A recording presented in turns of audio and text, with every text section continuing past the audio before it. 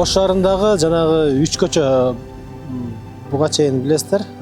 Күз айында, кеч күздө башталып калган болчу. Бул Амир Темир көчөсү, баштагы Калилин көчө, Мамыров көчө, Көкөнбей көчөсүндө. Азыркы мезгилде мына көрүп турасыздар, күндүн жылышы менен курулуш иштери кайрадан жанданды. Азыр биринчи кезекте бул Калилин Амир Темир көчөсүндөгү жолдун эки чекесиндеги суу кетүүчү ирригациялык системалары дагы лоток коюу жумуштары башталды.